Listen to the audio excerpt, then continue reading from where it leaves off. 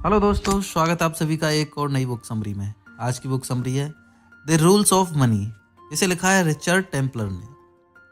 Richard को rules book series के लिए जाना जाता है, जिसमें उन्होंने जिंदगी, पैसा, लोग और मैनेजमेंट जैसी चीज़ों के बारे में 100 रूल्स लिखे हैं। उनकी रूल्स बुक में हर चैप्टर के लिए सिर्फ 2 पेज हैं, जिससे उसे समझना और फॉलो करना बहुत आसान हो जाता है। ज़्यादातर लोग अपनी लाइफ में कंफर्ट, लग्जरी, इन्फ्लुएंस और फ्रीडम को बढ़ाना चाहते हैं। ये लोग अपनी इनकम बढ़ाकर ऐसा कर सकते हैं। क्या ये बात सच है कि अमीर और ज़्यादा अमीर होते जाते हैं और गरीब और ज़्यादा गरीब? क्या आपको रातों रात अमीर बनने वाले इन्वेस्टमेंट स्कीम पर विश्वास करना चाहिए? आप लोगों का इंटरेस्ट उस चीज़ की तरफ कैसे खींच सकते हैं जो आप बेच रहे हैं? क्या सक्सेसफुल होने के लिए आपको फाइनेंस के बारे में सब कुछ सीखना होगा? इस समरी में आप जानेंगे कि आपका बैकग्राउंड या आपकी सिचुएशन आपके फाइनेंशियल स्टेटस को बदलने से क्यों नहीं रोक सकते हैं। आप ये भी जानेंगे कि कैसे आपका आलस आपके अमीर बनने के गोल पर गहरा असर डालता है। ये समरी आपको सिखाएगी कि कैसे लोगों का आपको देखने का नज़रिया सिर्फ इस बात पर डिपेंड करता है कि आप खुद को कैसे प्रेजेंट करते हैं। ये समरी आपको ये भी सिखाएगी कि इम्पल्स में आकर यानी बिना सोचे समझे चीज़ें खरीदने की अपनी आदत को कैसे दूर किया जाए। इस समरी में बताए गए प्रिंसिपल्स को फॉलो करके आप अपने फाइनेंशियल सिचुएशन के साथ साथ अपनी लाइफ को बहुत इम्प्रूव कर सकते हैं। तो चलिए फिर बिना किसी देरी के शुरू करते हैं आज की book summary the rules of money by Richard Templar. पहला चैप्टर है anybody can be wealthy, you just need to apply yourself. हम अक्सर सोशल मीडिया और न्यूज़ पर अमीर लोगों के लाइफ स्टाइल को देखते हैं। हमें उनकी लाइफ किसी सपने जैसी लगती है जिसे जीने की हम कल्पना भी नहीं कर सकते। हम हर महीने बस अपनी सैलरी से संतुष्ट हो जाते हैं और इस बारे में सोचते तक नहीं कि हम भी ऐसी लाइफ स्टाइल जी सकते हैं। पैसे के बारे में सबसे अच्छी बात यह है कि ये किसी के साथ भेदभाव नहीं करता है। ये ना आपका मजहब, सोशल स्टेटस देखता है, ना इसे इस बात से मतलब है कि आपके पेरेंट्स क्या करते हैं या आप खुद के बारे में क्या सोचते हैं। हर दिन आपको एक नई शुरुआत करने का मौका देता है। आपके पास भी बाकी लोगों की तरह सभी अपॉर्चुनिटीज़ हैं। आप भी जितना चाहे उतनी अपॉर्चुनिटीज़ का फ़ायदा उठा सकते हैं। सिर्फ एक ही चीज़ है जो आपको अमीर बनने से रोक रही है, और वो है आपका डर और पैसे को लेकर गलतफहमी। इस दुनिया में बेशुमार पैसा है और जब तक आप इसके लिए काम करते रहेंगे तब तक आप जितना चाहें उतना पैसा कमा सकते हैं। पैसा ये नहीं जानता है कि उसे कौन हैंडल कर रहा है और उसकी क्वालिफिकेशन क्या है। पैसा इस्तेमाल करने, खर्च करने, सेव करने और इन्वेस्ट करने के लिए होता है।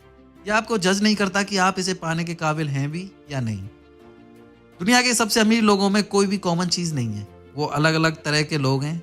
उनमें से कुछ सोफिस्टिकेटेड लगते हैं और कुछ अनसिविलाइज्ड यानी जाहिल। कुछ इंटेलिजेंट लगते हैं और कुछ बेवकूफ़।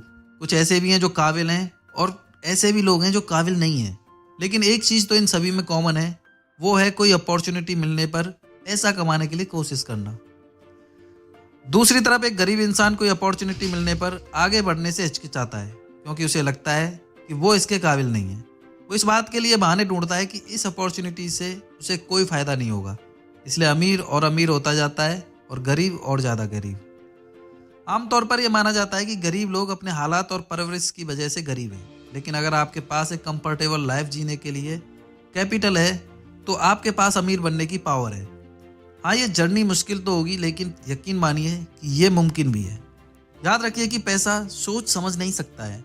ये देख या सुन नहीं सकता है कि उसे कौन हैंडल कर रहा है। वो इस बात को जज नहीं करता कि इसे रखने के लिए आप काबिल हैं या नहीं। इसे इस बात की परवाह नहीं है कि आपने कल क्या किया था। इसलिए पैसे को लेकर अपनी सोच को चैलेंज कीजिए। इस बात पर यकीन कीजिए कि आप अमीर बन सकते हैं और आप जरूर बनेंगे। नेक्स्ट चैप्टर है most people are too lazy to be wealthy. हम सभी मिलियनेयर बनना चाहते हैं और ऐशो आराम की लाइफ जीना चाहते हैं। हमने कई लोगों की कहानी सुनी है जो फर्श से अर्श तक पहुंचे हैं।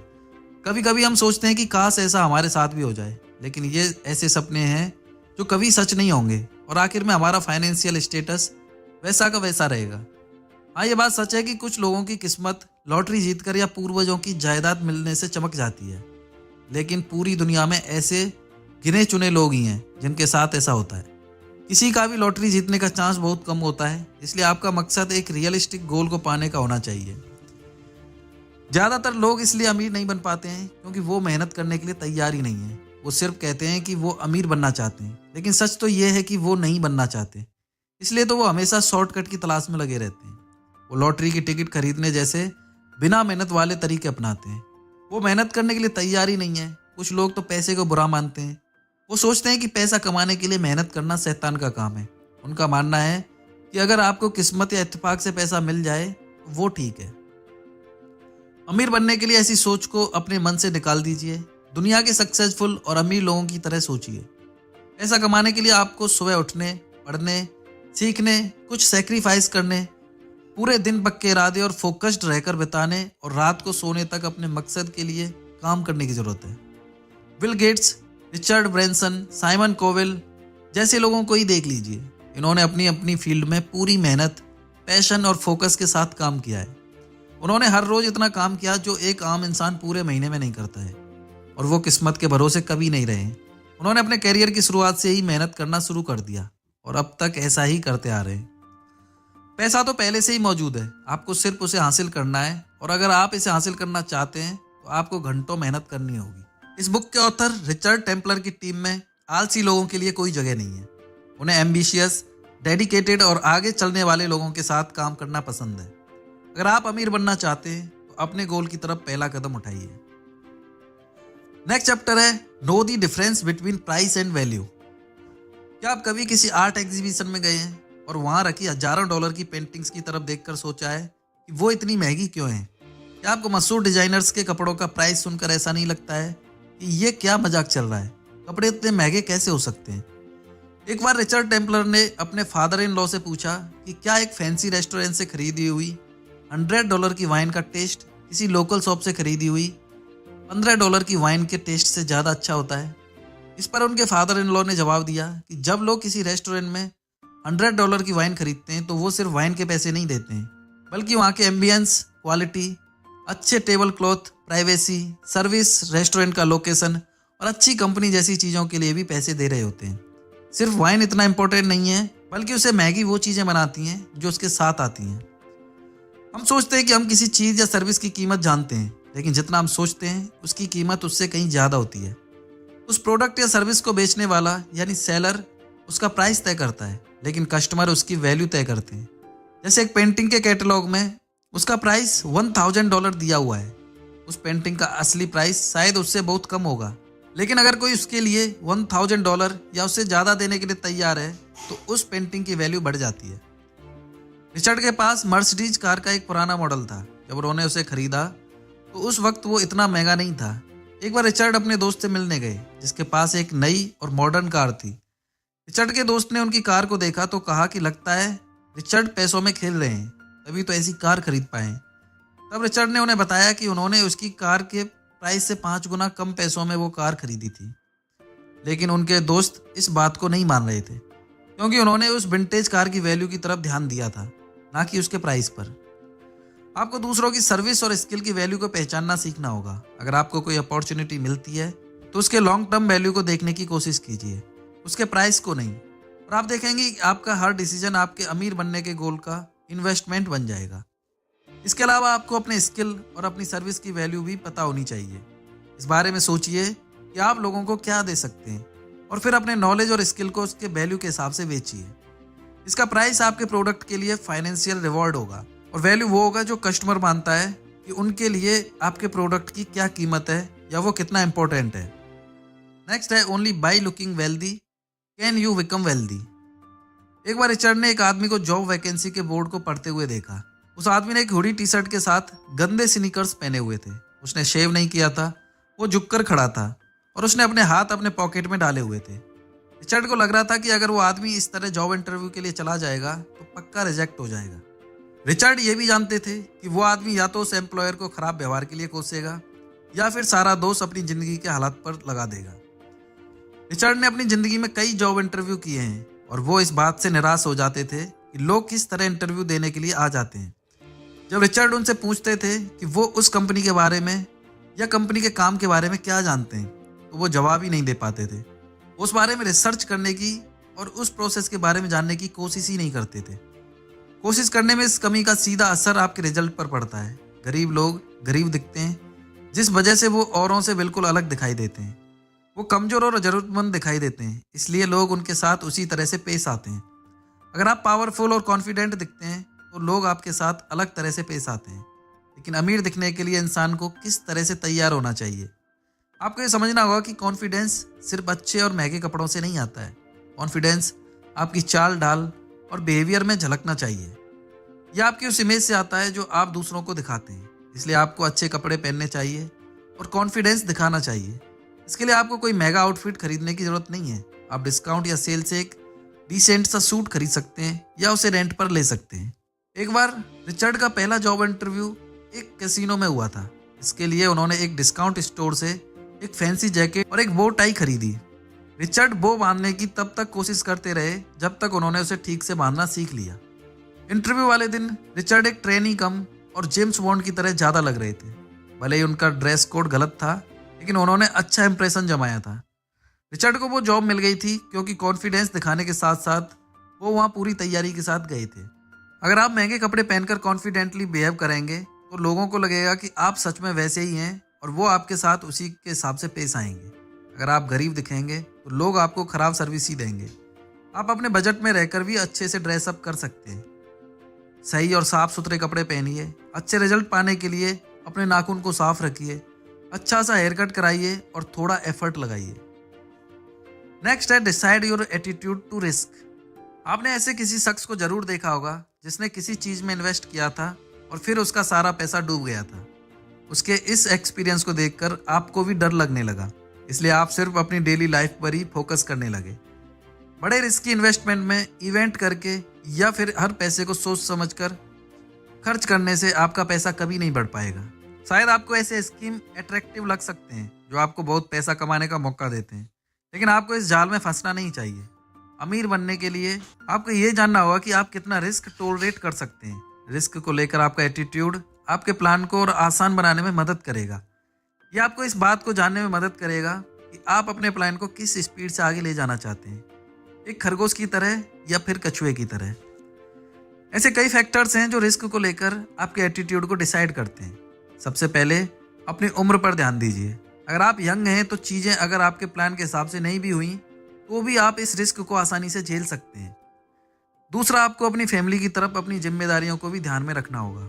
अगर आपके ऊपर अपनी फैमिली को सपोर्ट करने की जिम्मेदारी नहीं है या फिर आपके बच्चे बड़े हो गए हैं तो आप आसानी से रिस्क ले सकते हैं। लेकिन अगर आपके बच्चे छोटे हैं या आप पर कुछ लोग डिपेंडेंट हैं तो आपको सोच समझकर रिस्क लेना चाहिए। तीसरा, अपने एसेट और इनकम को एवेल्युएट कीजिए। इसके बाद अपने पैसे के उस हिस्से को कैलकुलेट कीजिए जिस पर आप रिस्क लेने के लिए तैयार हैं। आपके पास जितना ज़्यादा एसेट और इनकम होगा आपका रिस्क उतना ही कम होगा। किसी एक इन्वेस्टमेंट में अपना पूरा पैसा मत लगाइए क्योंकि ये बहुत रिस्की हो सकता है। चौथा, इस बात के बारे में भी सोचिए कि आप कितना स्ट्रेस झेल सकते हैं। आप जितना रिस्क लेते हैं उसके लिए आपको काम भी करना होता है। अपना कदम आगे तभी रखिए जब आप पूरी तरह श्योर हों कि आप उससे जुड़ा प्रेशर हैंडल कर सकते हैं। पांचवा, रिस्क के रिटर्न के टाइम को भी अच्छे से स्टडी कीजिए। शॉर्ट टर्म और लॉन्ग टर्म इन्वेस्टमेंट अलग अलग टाइम पर रिटर्न देती हैं। इस बात को सोचिए कि रिस्क लेकर आप कितनी जल्दी प्रॉफिट कमाना चाहते हैं। छठा, किसी चीज़ में पैसा इन्वेस्ट करने से पहले उसके बारे में अच्छे से रिसर्च कीजिए। इन्फॉर्मेशन की कमी के कारण पैसा डूबने का रिस्क बढ़ जाता है। आखिर में ये सोचिए कि अपनी ज़िंदगी में होने वाले चेंजेस के प्रति आप किस तरह रिस्पॉन्ड करते हैं। ज़िंदगी में कभी भी कुछ भी हो सकता है और इस बारे में कुछ नहीं कहा जा सकता है। जब चीज़ें आपके प्लान के हिसाब से नहीं चलती हैं तो क्या आप डिप्रेस्ड हो जाते हैं या अपने जोश को बरकरार रखते हैं। रिस्क लेने का मतलब ये नहीं है कि उसका नतीजा खराब ही होगा। इसका मतलब बस इतना सा है कि आप नहीं जानते कि कल क्या हो सकता है। इन्वेस्टमेंट में रिस्क लेते वक्त खुद को मेंटली प्रिपेयर भी कीजिए। नेक्स्ट है learn the art of deal making. अमीर बनने के रास्ते में आपको दूसरों को भी इन्फ्लुएंस करना पड़ सकता है। आपको लोगों को यकीन दिलाना होगा कि आपके प्रपोज्ड आइडिया से सभी पार्टी को फायदा होगा।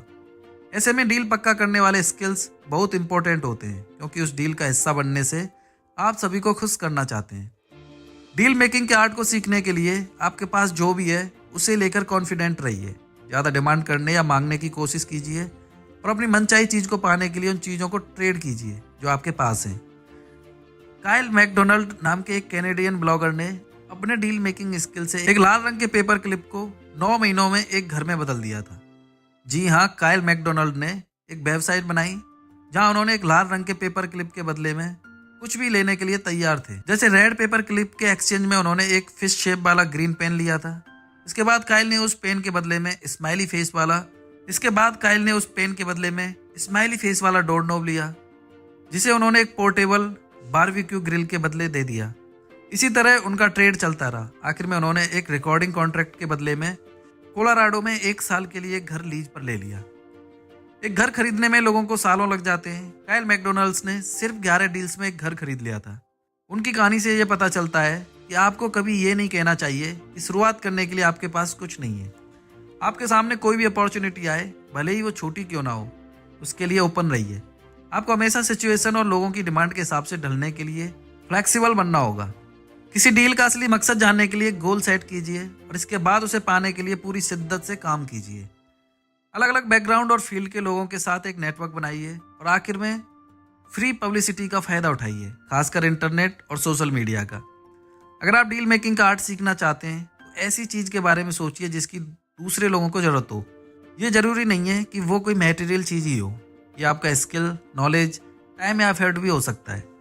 अपने टारगेट ऑडियंस के बारे में रिसर्च कीजिए जो आपकी चीज में इंटरेस्टेड हो सकते हैं। आखिर में इस बात को सोचिए कि अपनी सर्विस के बदले आप उनसे क्या मांग सकते हैं। नेक्स्ट है get someone to do the stuff you can't. मान लीजिए कि और पैसा कमाने के लिए आप एक बिजनेस शुरू करते हैं। आपकी कंपनी आप अकेले तो चला नहीं सकते। एक सक्सेसफुल कंपनी में पैसे को मैनेज करने के लिए अलग अलग स्किल्स की जरूरत होती है।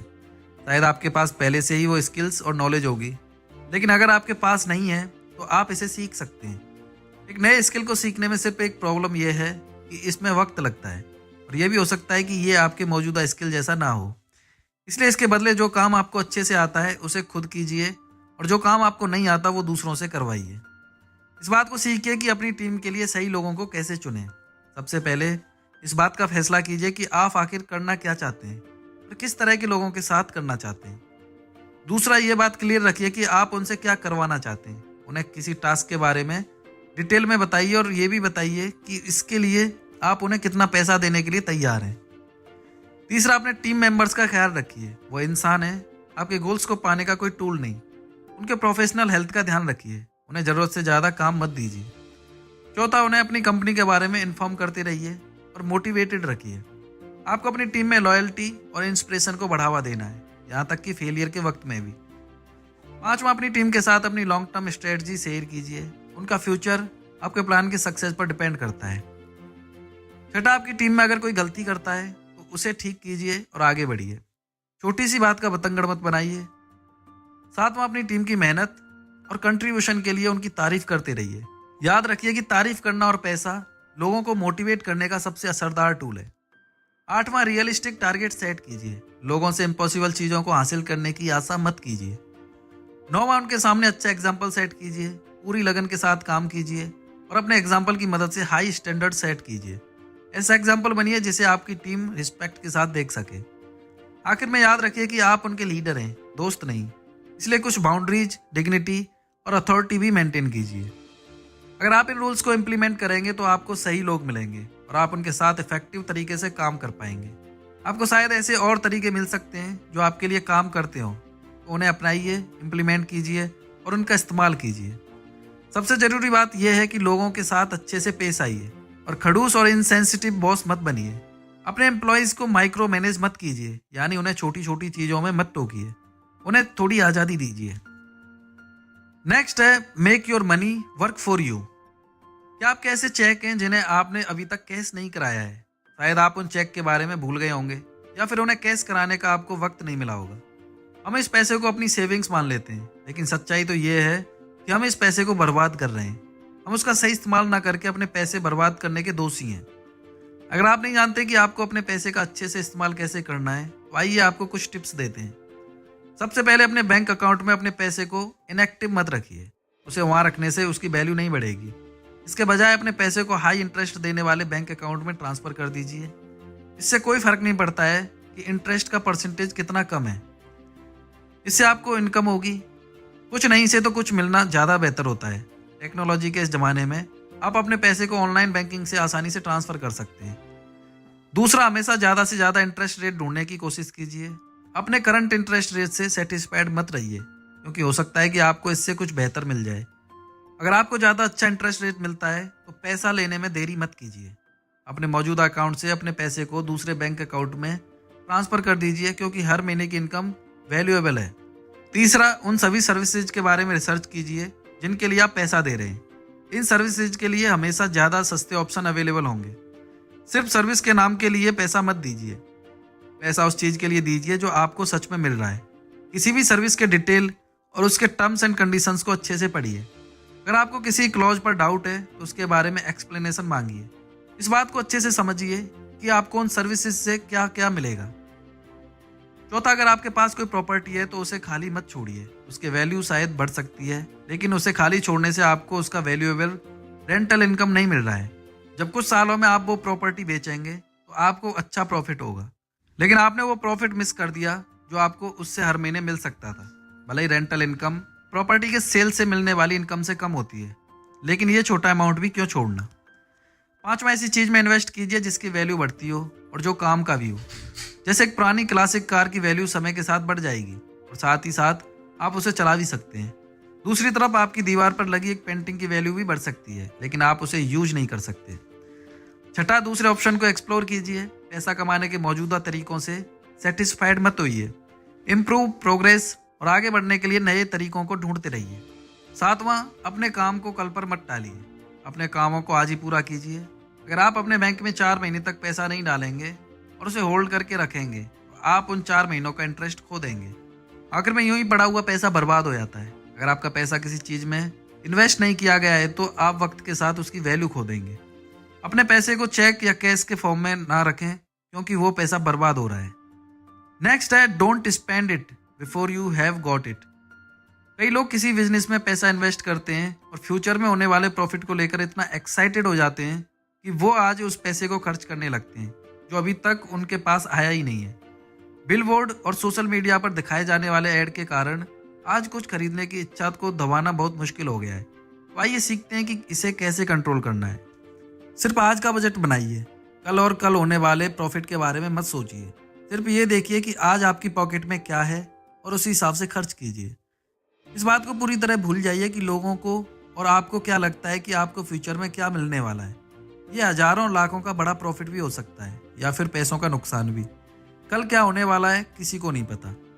कुछ लोग अपने बजट में टैक्स जैसे इंपॉर्टेंट खर्चे डालना भूल जाते हैं। उस टैक्स का ध्यान रखिए जो आपको देने ही देने हैं। उस पैसे को एक तरफ रख दीजिए और फिर बचे हुए पैसे पर ध्यान दीजिए। लोगों से या फिर बैंक से तब तक लोन मत लीजिए जब तक ये बहुत ज़रूरी ना हो और आपके पास और कोई ऑप्शन ना बचा हो। ये सोचकर आज किसी से पैसा मत लीजिए कि आप कल होने वाली कमाई से आप उसे लौटा देंगे। फ्यूचर इनकम को खर्च करने के कई नुकसान हैं, क्योंकि आप ये नहीं जानते कि फ्यूचर में आपकी कितनी इनकम होगी। यह आपकी उम्मीद से ज़्यादा भी हो सकती है और कम भी। अपनी इनकम को एडवांस में खर्च करना शायद आपके लिए एक आध बार ठीक साबित हो सकता है, लेकिन कभी ना कभी आपको इसका पछतावा जरूर होगा।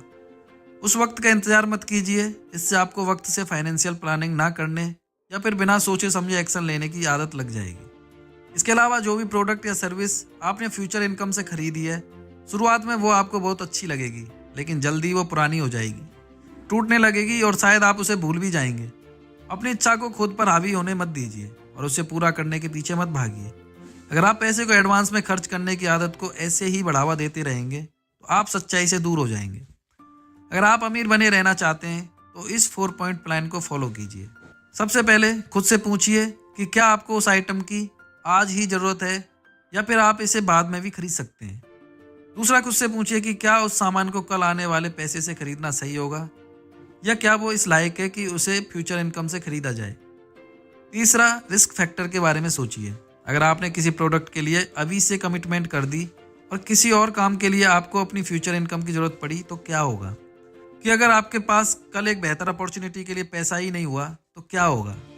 तो दोस्तों, समय आ गया इस बुक के कंक्लूजन का। इस समरी में रिचर्ड टेम्पलर ने ऐसे सिंपल रूल्स बताए हैं जो अमीर बनने के लिए आप अपनी ज़िंदगी में अप्लाई कर सकते हैं। सबसे पहले आपने सीखा कि पैसा किसी से भेदभाव नहीं करता है और कोई भी अमीर बन सकता है। आपको ये नहीं सोचना चाहिए कि आप अपने फाइनेंशियल गोल तक नहीं पहुंच सकते। हर दिन आपके लिए नई अपॉर्चुनिटीज़ लेकर आता है। आप जितना चाहें उतनी अपॉर्चुनिटीज़ को ट्राई कर सकते हैं। दूसरा, आपने सीखा कि ज़्यादातर लोग इसलिए अमीर नहीं बन पाते हैं क्योंकि वो इतने आलसी हैं कि इसके लिए काम ही नहीं करना चाहते। जो लोग हमेशा शॉर्टकट ढूंढते रहते हैं वो अमीर तो बन सकते हैं, लेकिन उनके तरीके उन्हें सक्सेसफुल होने में मदद करेंगे इस बात की कोई गारंटी नहीं है। इसके बजाय आपको एक प्लान पर पूरी शिद्दत से काम करना चाहिए। आपकी मेहनत बहुत जल्द रंग लाएगी। तीसरा, आपने प्राइस और वैल्यू के फर्क को समझा। सेलर किसी प्रोडक्ट या सर्विस का प्राइस सेट करता है, लेकिन उसकी वैल्यू कंज्यूमर डिसाइड करता है। लोगों के स्किल और नॉलेज की वैल्यू को पहचानना सीखना जरूरी है। इसके साथ साथ अपने एक्सपर्टीज की वैल्यू को समझना भी जरूरी है। चौथा, आपने सीखा कि कॉन्फिडेंट दिखने और अच्छे कपड़े पहनने से आपको अमीर बनने में मदद मिलती है। लोग आपके साथ वैसे ही पेश आएंगे जैसे आप खुद के साथ आते हैं। अगर लोगों को ये लगता है कि आप पूरी तरह से तैयार हैं तो लोग आपको सीरियसली लेंगे, लेकिन अगर उन्हें लगेगा कि आप लापरवाह या बेपरवाह किस्म के हैं तो अपने फाइनेंशियल स्टेटस को बेहतर करने के लिए आपको कोई मौका नहीं देगा। पांचवा, आपने सीखा कि रिस्क को लेकर आपको अपना एटीट्यूड कैसे रखना चाहिए। रिस्क लेने से पहले आपको इन बातों पर ध्यान देना होगा कि जिंदगी में आप कहाँ खड़े हैं, आप पर कितने लोग डिपेंडेंट हैं, आपकी उम्र क्या है, या फिर आपके करंट एसेट्स की वैल्यू क्या है। छठा, आपने डील मेकिंग के आर्ट के बारे में सीखा। उस चीज को पहचानिए जो आपके पास है और जिसकी दूसरों को जरूरत हो सकती है। इसके बाद इस बात को जानने की कोशिश कीजिए कि आपकी टारगेट ऑडियंस आपके प्रोडक्ट या सर्विस को लेकर क्या सोचती है, या वो उनके लिए कितना इंपॉर्टेंट है। खुद को जरूरत से ज्यादा या कम कभी मत बेचिए। सातवां, आपने सीखा कि अपने गोल के लिए सही लोगों को कैसे चुना जाए और लंबे वक्त तक उन्हें अपने साथ कैसे रखा जाए। आपके पास सब कुछ करने का स्किल नहीं है। जिन कामों में अच्छे नहीं हैं उन्हें दूसरों को सौंप दीजिए। आठवां, आपने सीखा कि पैसे को जमा करके रखने से पैसा बर्बाद ही होता है। आपको अपने पैसे को खुद के लिए काम करवाना होगा। स्मार्ट तरीके से इन्वेस्ट कीजिए और अपने पैसे को बढ़ते हुए देखिए। नौवां, आपने सीखा कि स्मॉल प्रिंट को नजरअंदाज करना आपको भारी पड़ सकता है। किसी चीज में इन्वेस्ट करने से पहले आपको उसके कॉन्ट्रैक्ट के हर क्लॉज को सावधानी से पढ़ना चाहिए। आखिर में आपने सीखा कि आपको ऐसे पैसे के भरोसे कभी नहीं रहना चाहिए जो अभी तक आया नहीं है। आपको आज अपने पास मौजूद चीजों को असेस करना चाहिए और उसके हिसाब से खर्च करना चाहिए। हम आशा करते हैं कि इन रूल्स को फॉलो करके आप पैसों से जुड़ी अपनी बुरी आदतों से छुटकारा पाकर अपने फाइनेंस को इम्प्रूव कर पाएंगे। याद रखिएगा कि कोई भी अमीर बन सकता है। ये सिर्फ एक बात पर डिपेंड करता है कि आप अपने पैसे को कैसे हैंडल करते हैं। इन रूल्स को अप्लाई कीजिए और अपने पैसों के बॉस बनिए। तो दोस्तों, ये बुक समरी तो यहीं समाप्त होती है। आपको इस बुक समरी का कौन सा पॉइंट, कौन सी बात अच्छी लगी वो हमें कमेंट सेक्शन में जाकर बता सकते हैं। साथ ही ये भी बता सकते हैं कि नेक्स्ट बुक समरी आप कौन सी सुनना चाहते हैं। अगर आपको हमारी मेहनत पसंद आ रही है तो हमें इनकरेज करने के लिए हमारे चैनल को सब्सक्राइब करें। साथ ही इस वीडियो को लाइक करें, शेयर करें। मिलते हैं नेक्स्ट बुक समरी में। जय हिंद, जय भारत।